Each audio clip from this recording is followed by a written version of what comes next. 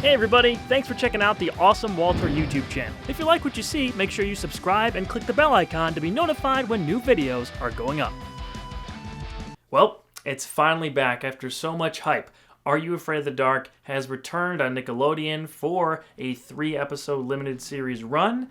Nickelodeon actually, on all their social media handles, on their YouTube channel, shared out the first full episode ahead of Friday's premiere, so you can watch that entire first episode of the Are You Afraid of the Dark revival right now if you want, if you're watching this before it comes out on Nickelodeon. It's going to be coming out this coming Friday, and for the next 3 weeks, it's going to be a 3-episode event.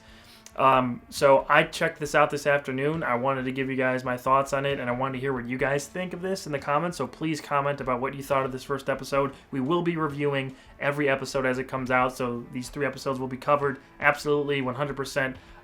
This is something I've been looking forward to for a long time, so I am all over this. And I'm really interested to hear what you guys think of what's been coming out so far. So this is not exactly what you would kind of expect from an Are You Afraid of the Dark revival.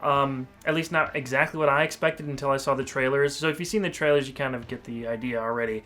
But it's more akin to the Tale of the Silver Sight. I talked about that in my top 5 episodes, so you can go and check that out.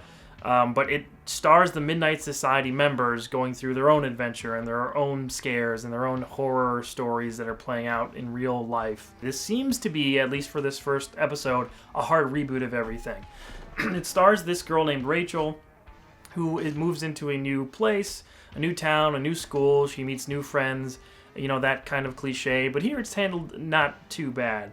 She tells the tale of Mr. Top Hat and the Carnival of Doom. We go into that world, we see everything play out as she's telling it in this first episode. So Mr. Top Hat is like the monster, I guess, of this 3-parter, or whatever you want to call it, the center antagonist, I guess. I was a little disappointed, you know, with him. I mean, I will say that the character itself is a good idea. I like this charismatic sort of ringleader character who sort of reminded me in the story that Rachel was telling of kind of like Horrorland and Goosebumps. Sort of this, like, the Carnival of Doom is just a lot of weird stuff is happening, but he always reminds everybody that it's all a part of the show. That's kind of a big line that they keep saying throughout this entire episode. So, but the actor they have playing him, nothing against him personally, but it seems he's kind of like a Jerry Trainer type from Crazy Steve from Drake and Josh, and the older brother from iCarly. Kind of got that vibe from him. I really think we needed an older actor in this. He doesn't seem to quite fit that role. Doesn't have the gravitas or the experience, or the visual experience, at least, of being an older character that we can really be creeped out by. He just seemed like a 35-year-old guy who's just trying to be kind of creepy, but not, you know, he's trying to scare little kids almost, which he is in the episode. But I mean, like, you could tell they're really trying for something a little bit more mature with this entire first episode, and he kind of sticks out as just that's the big scary centerpiece guy. I mean, it's not like you know, one of the main antagonists from the original series, that professor or doctor or whatever, kept popping up in multiple stories that the kids from the Midnight Society were telling back then. And you could tell there was kind of an archetype that they were sort of going for. And this guy didn't really fill that sort of, he didn't really fill that void that I think you kind of need to tell this kind of creepy story. The tone of this is much more mature. If you saw the trailer and everything, the theme definitely carries through the themes of just going a little bit harder of an edge than we're kind of used to with some of those older stories. Not saying that those aren't at least creepy to little kids, or even some of them are creepy now, but this is definitely more of a focus on how everything looks, the quality of everything. It really feels like a movie. And this kind of confused me, because we were supposed to get an Are You Afraid of the Dark movie this year in addition to this miniseries.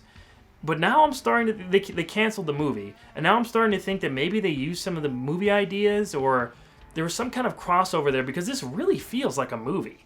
There's an obvious cliffhanger at the end of this one and everything. And when it's all together, I mean, it's going to be hour episodes, so it's going to be like a little over 2 hours without commercials and stuff, once you put all 3 of these episodes together. So it's like movie length, and it feels like a movie. It looks like a movie. There's a lot of attention to detail, and the quality of this first episode is very, very high.